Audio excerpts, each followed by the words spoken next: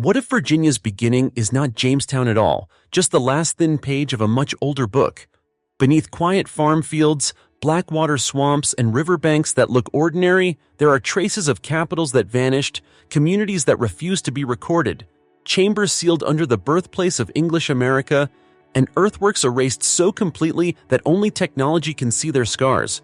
Who built them? Why did they leave? And what does it mean when the structure survives, but the meaning does not? If these mysteries are real, then the greatest secret in Virginia may be how much we've forgotten. Virginia is usually introduced to the world through a single doorway. Jamestown, 1607. A shoreline outpost, a wooden fort, a fragile experiment that became a national origin story. But the land does not begin where the textbooks begin. Under fields that look empty, under riverbanks that appear ordinary, and inside wetlands that still resist mapping, Virginia holds a deeper record, older than colonization, older than the first written descriptions, and in several places, older than the assumptions modern archaeology once treated as fixed. The problem is not a lack of evidence. The problem is survival. Wood decays, shorelines shift, floodplains rewrite their own maps. Entire earthworks can be plowed flat, regraded, or submerged behind reservoirs. In places where the ground is waterlogged, preservation can be unexpectedly good, yet access becomes nearly impossible. In places where the land is easy to farm and develop, the past is often erased quickly and quietly, without a single dramatic event to mark the loss. That is why Virginia's most unsettling mysteries share a common shape. Structure remains, but context disappears. A capital can be rediscovered and still leave unanswered questions about why it was abandoned. A swamp can preserve evidence of human life for generations and still conceal the scale of those communities. Subsurface scans can reveal chambers beneath famous ruins and still offer no definitive explanation for what they were built to do. Even when technology detects patterns, subtle rises, soil discolorations, geometric anomalies, the human meaning behind them often stays out of reach. There is a temptation, when confronted with gaps like these, to fill them with certainty, to claim secret orders, lost civilizations, forbidden knowledge. But the strongest approach is more disciplined. The responsible question is not, what story is most exciting? It is, what story is most defensible? And when the defensible story remains incomplete, the honest conclusion is not disappointment, it is humility. Because the deeper truth may be this: Virginia's ancient record is not a straight line. It is a set of returns and departures, sacred boundaries drawn and later forgotten, refuges built and then hidden, landscapes shaped and then erased. The mysteries that follow do not demand belief, they demand attention. 10 sites, 10 puzzles, and 1 recurring warning. The past does not vanish only because it was weak. Sometimes it vanishes because the land and the living moved on before anyone could preserve the meaning.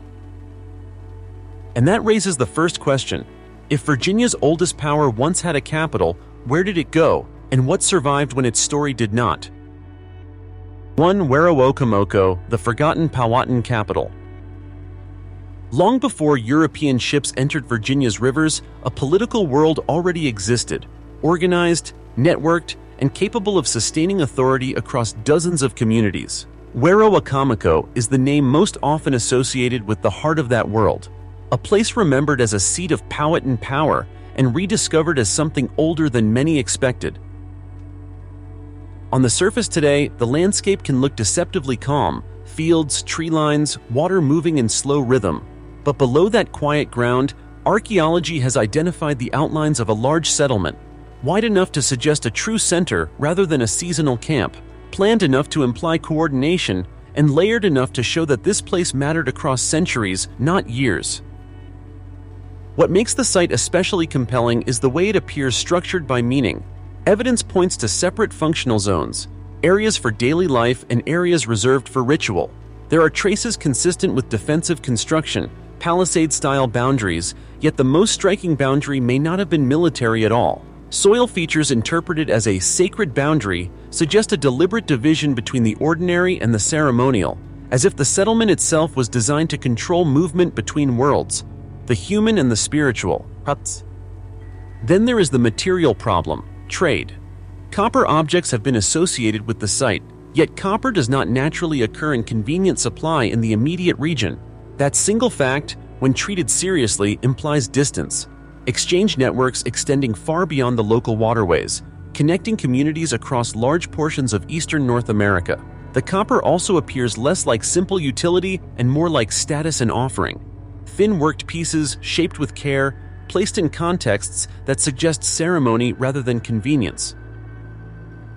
Werowokomoko, in other words, does not support the stereotype of isolated villages living without complex coordination. It suggests a capital with religious authority, political negotiation, and long-distance relationships, an indigenous center of gravity that existed before Jamestown rewrote the map. And yet the central question remains unanswered. Why did it fade? Was the shift driven by environmental pressure, rising water, flooding, shoreline change? Was it strategic, power relocated as leadership changed? Or was it spiritual, abandonment as ritual tradition, not collapse? The most unsettling possibility is the simplest. The abandonment did not require catastrophe. It required only time, movement, and a loss of continuity. A capital can vanish when its people survive, if the meaning that made it a capital is no longer carried forward. But if a center this important could be forgotten, then the next mystery becomes inevitable. What else did Virginia build, only to let it disappear into the places no one wanted to enter? 2. Great Dismal Swamp, the refuge that kept its secrets. If Werowokomoko represents organized power in the open landscape, the Great Dismal Swamp represents the opposite choice: withdrawal, not collapse, not disappearance, but deliberate retreat into a place the outside world could not control.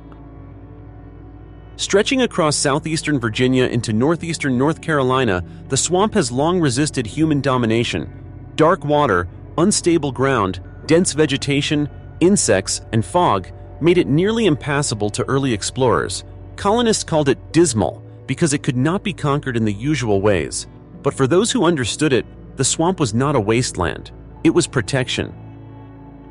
Archaeological evidence suggests that indigenous groups lived around the swamp's edges, and in some cases deep within it, for thousands of years. They hunted, fished, and built raised dwellings on hummocks, small islands of firm ground surrounded by water and peat. These were not temporary shelters. They were adapted homes in a hostile environment. Then, beginning in the 1600s, the swamp took on a second, more politically charged role. As colonial expansion intensified, the Great Dismal Swamp became a refuge for people escaping control. Displaced Native Americans, runaway enslaved individuals, and later free black communities. Over time, these groups formed maroon settlements, self-sustaining societies hidden beyond the reach of law, taxation, and surveillance. What makes these settlements exceptional is not that they existed, but how long they endured. Archaeological excavations have uncovered tools, ceramics, hearths, and remnants of log structures built on elevated ground, evidence that communities survived here for generations, in some cases from the 1600s into the 1800s. These were not short-term camps. They were lived-in landscapes with internal knowledge systems: where to plant, where to fish, how to move silently, and how to vanish when necessary. But the deeper mystery lies beneath even these layers. In some locations, evidence of human presence predates the Maroons by centuries or millennia. Buried fire pits, older pottery fragments, and disturbed soil patterns that suggest earlier occupation. Who these earlier inhabitants were and why they chose the swamp remains unresolved. Local traditions complicate the picture further. Stories persist of strange lights over the water, distant drumming, and voices in the fog. Science offers explanations: swamp gas, sound distortion, optical effects, but the persistence of these accounts reflects something more durable than superstition. For descendant communities, the swamp is remembered as a living boundary between worlds, a place where the land itself guards what was entrusted to it. The Great Dismal Swamp does not present ruins to admire, it presents resistance. It asks a different historical question, not what was built, but what was intentionally hidden. And if entire communities chose invisibility over survival on record, the next question is unavoidable.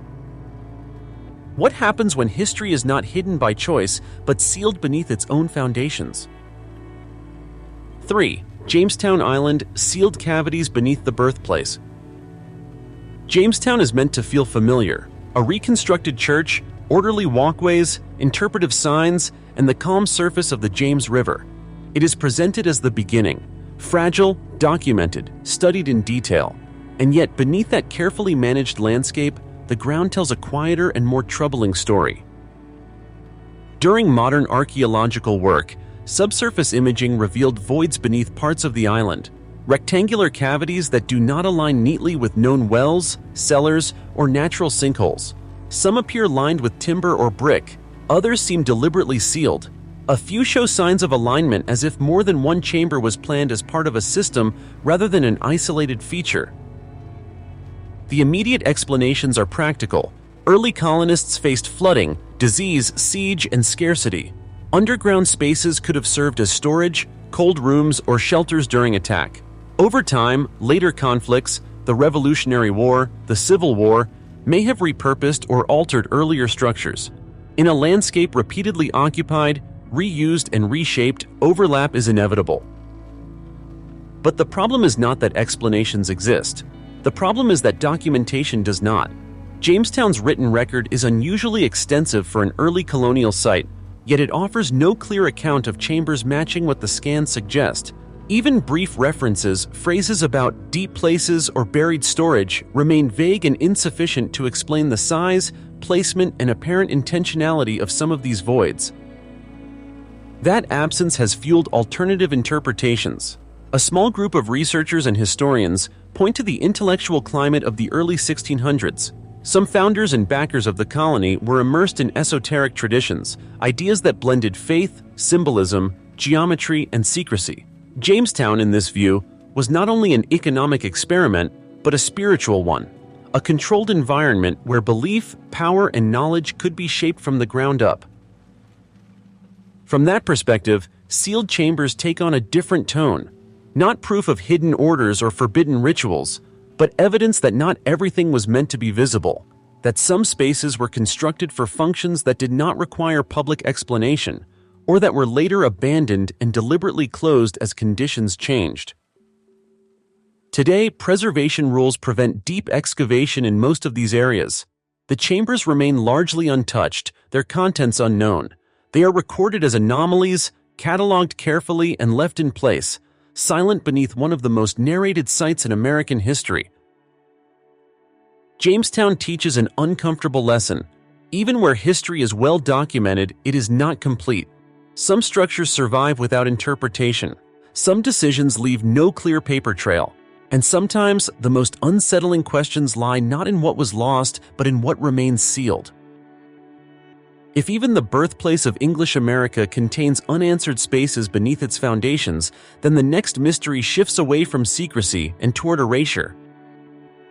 What happens when entire structures once visible on the land vanish so completely that memory itself has to be reconstructed? 4. Roanoke River Basin, the vanished ghost mounds. Along the bends of the Roanoke River, early settlers described a landscape that no longer exists. They wrote of raised earthworks, rounded mounds arranged with intention, some rising high enough to be unmistakably artificial. These were not rumors or myths. They were observed, recorded, and mapped. And then, within a few generations, they were gone. The Roanoke River Basin sits in a zone of constant transformation. Flooding reshapes banks, sediment shifts, channels migrate. But the disappearance of the mounds cannot be explained by nature alone. Agriculture flattened the land. Soil was regraded. Dams altered water levels and submerged entire valleys. What had once been prominent features of the landscape were slowly erased, not by catastrophe but by routine development. By the late 19th and early 20th centuries, references to the mounds became fragmented. Journals mentioned arrowheads and pottery fragments turning up after heavy rains. Surveyors noted darkened soil and charcoal layers where no natural fire should have burned. But the structures themselves were no longer visible. To later generations, the idea that ceremonial or burial mounds had once stood there began to sound like exaggeration. This is where the term ghost mounds takes on its real meaning. They are not ghostly because of superstition. They are ghostly because they existed and then slipped out of collective memory. Without visible landmarks, stories faded. Without stories, meaning vanished. All that remained were scattered artifacts divorced from context. Archaeologists have long debated who built these mounds. Some suggest connections to Mississippian mound-building traditions, which would imply trade, migration, or cultural influence extending deep into Virginia. Others point to stylistic differences, subtle variations in layout and material that hint at a local tradition now almost entirely lost. Modern technology has reopened the question. Aerial surveys, satellite imagery, and LiDAR scanning have revealed faint geometric anomalies beneath fields and forests, circular rises, aligned soil discolorations, patterns inconsistent with natural processes. They are not definitive proof of intact mounds, but they suggest that parts of these sites may still survive below the surface, sealed by time rather than destroyed. For descendant communities, the loss is more than academic. These river corridors were not empty spaces. They were lived landscapes, shaped by ceremony, burial, and memory. Standing on the riverbank today, it is difficult to imagine the earth rising into sacred forms. And that difficulty is the point. The Roanoke Mounds remind us that history does not always disappear because it was insignificant. Sometimes it disappears because it was inconvenient, reshaped to serve new needs, until only traces remain for those willing to look beneath the surface. If earthworks tall enough to dominate a river valley can vanish almost without notice, the next mystery becomes even more fragile. What happens when meaning was never written down at all, only painted briefly onto stone? 5. Paint Lick Mountain, red symbols without a voice. Paint Lick Mountain rises quietly in western Virginia, its slopes unremarkable to anyone passing by. There are no monuments, no visitor centers, no dramatic ruins. And yet, on sections of exposed stone, traces of red pigment remain. Faint, weathered, and difficult to interpret, these pictographs are among the rarest forms of ancient expression in the state. Virginia has very few confirmed rock art sites. That scarcity alone makes Paint Lick Mountain unusual. But rarity is not the real mystery. The deeper problem is silence. No written record explains who created these images. No oral tradition survives that can clearly translate their meaning. Even their age is uncertain, constrained only by broad ranges based on pigment composition and environmental exposure. The figures themselves resist simple description. They include abstract shapes, lines, and forms that may represent people or animals, but without repetition or context, certainty is impossible. Unlike later symbolic systems, these images do not come with an instruction manual. They were never meant to last this long. Rock art was likely part of a living tradition, understood by those who shared the culture, not preserved for distant observers. That makes Paint Lick Mountain a lesson in how meaning decays faster than material. The pigment survives, the rock endures, but the language of interpretation is gone. What was once communication has become pattern. What was once ritual has become speculation. Archaeologists approach sites like this with caution. It is easy to project modern ideas onto ancient marks, astronomy, shamanism, territorial markers. Some of those interpretations may be partially correct, others may be completely wrong. The evidence does not allow firm conclusions, and responsible scholarship accepts that limitation. What can be said is this: the decision to mark stone was deliberate. These images were placed where they would be seen by those who knew where to look. They were not random decoration, they carried significance within a system that no longer exists. Paint Lick Mountain confronts us with an uncomfortable truth. Even when physical traces survive, history can still be unreadable. Preservation does not guarantee understanding, and without cultural continuity, symbols lose their power to explain themselves. If a tradition once strong enough to leave marks on stone can be reduced to a handful of fading lines, then the next question is inevitable. What happens when that kind of expression is reduced even further? When only one or two sites remain to represent an entire lost tradition? 6. Little Mountain Pictographs, a tradition reduced to a trace. Little Mountain does not announce itself as a sacred place. Like Paint Lick Mountain, it sits quietly within the Virginia landscape, offering no obvious sign that it once carried symbolic weight, yet it represents something even more fragile, one of only 2 known pictograph sites in the entire state. That fact alone raises an unsettling question.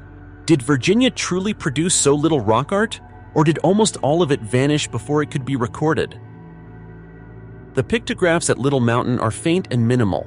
Red pigment appears in simple forms, marks that resist confident interpretation.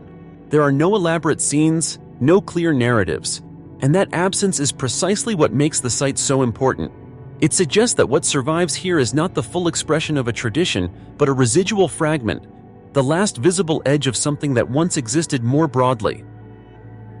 Rock art is rarely created in isolation. It usually belongs to a network of practices: storytelling, ritual, seasonal movement, teaching, and memory. For such expression to appear only twice in a region as large and culturally complex as Virginia implies one of 2 possibilities. Either the tradition was extremely limited, or it was systematically erased. Environmental factors offer part of the answer. Pigment fades, stone weathers, entire cliff faces collapse. In forested regions with high rainfall and biological growth, exposed rock art has a low survival rate. But natural decay does not fully explain the scale of disappearance. Human activity, quarrying, farming, construction, likely destroyed other sites before they were recognized as meaningful. What remains at Little Mountain, then, is not a representative sample. It is a survivor. And survivors distort history by their very nature. They give the illusion of rarity where abundance may once have existed. Archaeologists cannot reliably date the images. They cannot identify the group that made them. They cannot say whether the site was used briefly or returned to over generations. All they can say is that someone chose this place, applied pigment with intention, and expected the meaning to be understood by others who shared their world. That world is gone. Little Mountain underscores a pattern that runs through every mystery in Virginia's deep past. The land preserves selectively. It keeps fragments, not explanations, and those fragments can mislead as easily as they inform. If even symbolic traditions can be reduced to 2 fading sites, the next mystery pushes the problem further back in time, toward the moment when people may have arrived earlier than history is comfortable admitting. 7. Cactus Hill, the pre-Clovis question. For decades, the story of the first people in North America was anchored to a single idea: Clovis. Stone tools, distinctive points, and a timeline that placed human arrival around 13,000 years ago. It was a clean model, easy to teach, difficult to challenge. Cactus Hill unsettles that simplicity. Located near the Nottoway River, the site contains multiple occupational layers. The upper levels align comfortably with what archaeologists expect: artifacts consistent with later, well-documented traditions. But below them lies a deeper layer that refuses to fit. Stone tools appear in sediments that may predate Clovis, separated by what looks like a natural boundary rather than disturbance from later activity. If that separation is genuine, the implication is profound. People were present in Virginia earlier than the model allows. The controversy is not about excitement, it is about integrity. Critics argue that sediment can shift, that artifacts can migrate downward through soil over time, creating the illusion of greater age. Supporters counter that the stratigraphy at Cactus Hill shows signs of stability, not mixing. The debate has persisted precisely because neither side can dismiss the other outright. What makes Cactus Hill especially difficult to resolve is that the tools themselves are understated. They are not dramatic points designed to announce a new culture. They are simple, efficient stone implements, objects that could belong almost anywhere, at almost any time. That ambiguity is both a weakness and a strength. It prevents easy storytelling, but it also resists exaggeration. If these tools are truly pre-Clovis, they do not rewrite history through spectacle. They do it quietly by existing. And that is why the site remains unsettled. Accepting an earlier human presence forces uncomfortable revisions. Migration routes must be reconsidered. Adaptation strategies must be reimagined. and long-held assumptions must be loosened, not replaced with certainty, but with questions. Cactus Hill does not prove a new timeline on its own, but it refuses to be dismissed. It occupies an intellectual fault line where evidence is sufficient to disturb confidence, but insufficient to close debate. That tension is the essence of real archaeology. And if Cactus Hill raises the possibility of early arrival, the next site pushes that possibility even further, into a landscape shaped not just by people, but by megafauna, minerals, and deep time itself. 8. Saltville SV2, human traces around 14,000 years ago? If Cactus Hill unsettles the timeline, Saltville threatens to stretch it to a breaking point. Saltville sits in a landscape defined by salt, an ancient mineral draw that shaped animal movement for tens of thousands of years. Long before humans left written memory, megafauna gathered here. Mastodons, giant ground sloths, ancient bison. Where animals congregate, opportunity follows, and where opportunity repeats across millennia, traces accumulate. At the site known as SV2, archaeologists have identified deposits that may date to roughly 14,000 years ago. Within these layers are animal bones bearing marks that suggest butchery, alongside stone tools and modified fragments that appear inconsistent with natural breakage alone. If interpreted conservatively, the site implies human activity well before the traditional Clovis horizon. But Saltville is not a simple case study. The ground here has been churned by natural processes, flooding, trampling, sediment movement over immense spans of time. Salt-rich environments attract animals repeatedly, compressing evidence from different periods into complex deposits. This makes interpretation difficult and caution unavoidable. Skeptics argue that marks on bone can be produced by pressure, carnivores, or environmental stress. Supporters counter that the pattern, context, and association with tools strengthen the case for human involvement. As with Cactus Hill, the disagreement is not ideological, it is methodological. How much ambiguity is acceptable before a claim becomes untenable? What gives Saltville its weight is not certainty, but convergence. Multiple lines of evidence point in the same direction. Repeated human presence at a place of ecological importance earlier than most models comfortably allow. Even if every mark cannot be proven human-made beyond doubt, the site resists dismissal as coincidence. Saltville forces archaeology to confront a deeper issue. Early human presence in North America may not announce itself with dramatic artifacts or clear-cut layers. It may appear instead as subtle interference, small changes to bones, stone, and landscape that only become visible when viewed collectively.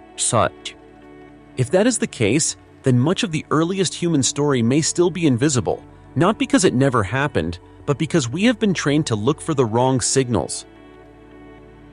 And if humans were capable of leaving such faint traces in deep time, the next mystery raises an entirely different challenge. What happens when the traces are obvious, but their authorship is not? 9. Western Virginia stone structures, walls without a clear author.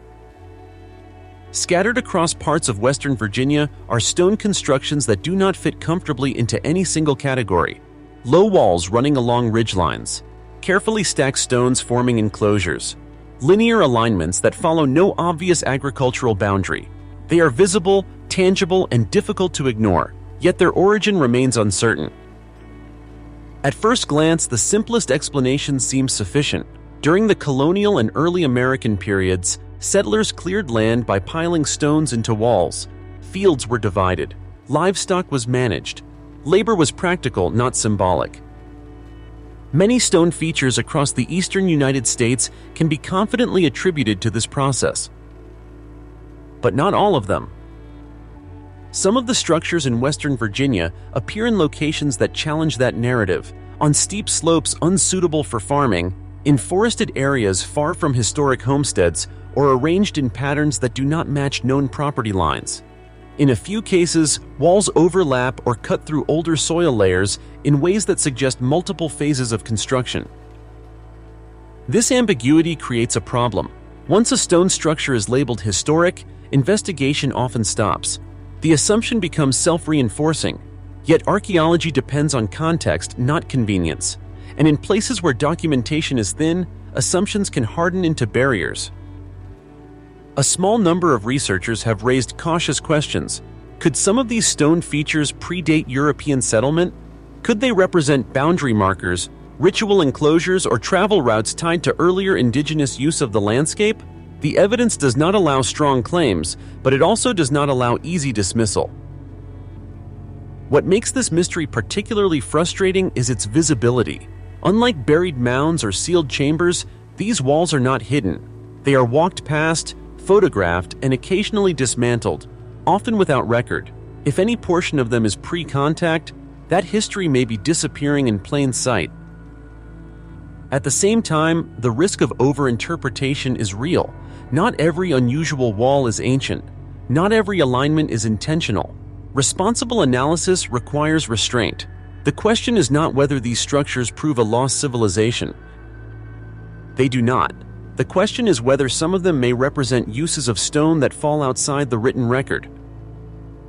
Western Virginia's stone structures occupy an uncomfortable middle ground, too ordinary to attract sustained attention, too anomalous to be fully explained. They stand as reminders that archaeology often struggles most with features that look familiar but may not be. If authorship is uncertain here, the final mystery shifts the focus again, away from walls and tools and towards symbol. Because sometimes a single image carved into stone can raise more questions than an entire settlement. 10. Snake Rock, the river's hidden symbol. Along the Rappahannock River, where water levels rise and fall with seasonal rhythm, there is a stone marked by a single, persistent image, a serpent. It is not elaborate, it does not overwhelm the eye, and yet, like many of Virginia's deepest mysteries, its power lies in what it refuses to explain. The serpent motif appears across many indigenous cultures in North America, often associated with water, fertility, renewal, danger, and the boundary between worlds. But symbols do not carry universal meaning. They function within specific belief systems, and at Snake Rock, that system has not survived. The carving's location is not accidental. Positioned near the river, it exists in a landscape defined by motion, flooding, erosion, seasonal change. This alone suggests intention. Rivers were not merely resources, they were corridors, thresholds, and living entities within many native cosmologies. To place a symbol here was to engage with the river itself, not simply mark territory. Yet archaeology cannot say who carved it. No clear dating places it within a specific cultural horizon. No associated settlement anchors it to a known community. It stands alone, detached from context, like a sentence torn from a lost language. That isolation creates interpretive risk. It is tempting to attach meaning borrowed from elsewhere. Serpent equals water spirit or guardian or astronomical marker. Any of those interpretations may hold fragments of truth. None can be confirmed. Without continuity of tradition, symbolism becomes echo rather than voice. What Snake Rock demonstrates is the fragility of symbolic knowledge. Tools can be compared, structures can be measured, bones can be dated. Symbols require understanding, and understanding requires memory. When that memory breaks, the symbol remains physically intact, but culturally opaque. In that sense, Snake Rock is not just a mystery of origin, it is a warning. Even the most carefully placed image can outlast the system that made it meaningful. The river continues to flow, the carving endures. But the story it once told no longer reaches us directly. And that brings Virginia's chain of mysteries to its quiet conclusion. From a forgotten capital to a hidden refuge, from sealed chambers to erased earthworks, from fading pigment to disputed timelines, uncertain walls, and finally a single carved symbol. The pattern is consistent. What survives is not what mattered most. What mattered most was carried by people. When people moved, adapted, or were forced away, meaning moved with them, the land kept fragments, not explanations. Virginia does not conceal its past behind myth or spectacle. It conceals it through absence, through gaps that cannot be filled without humility. Some mysteries remain unsolved not because we lack technology, but because the past was never meant to speak forever. when the land remains but the meaning does not. Taken individually, none of these 10 mysteries overturn history. They do not prove lost super-civilizations, forbidden technologies, or hidden empires that ruled Virginia before contact. That is not their significance. Their power lies elsewhere. Together, these sites reveal a consistent pattern across Virginia's ancient landscape. Human intention survives longer than human explanation. Capitals can be rediscovered without their political logic. Refugees can be identified without knowing how many lives they protected. Chambers can be mapped without understanding why they were sealed. Earthworks can be detected long after memory of their builders has faded. Symbols can endure while the language that once gave them meaning disappears entirely. This does not weaken archaeology, it defines it. Virginia's past shows us that history is not a complete record. It is a reconstruction assembled from what the land allowed to survive. Floodplains erase, swamps conceal, farming flattens, preservation protects but also restricts. And across generations, meaning fades faster than wood, stone, pigment, or soil. What remains is not evidence of simplicity, but of restraint. Many of these places were not designed to endure forever. They mattered because they were used, returned to, respected, and then, at the appropriate moment, left behind. Knowledge was practiced, not archived. Power was exercised, not monumentalized. Belief was lived, not written.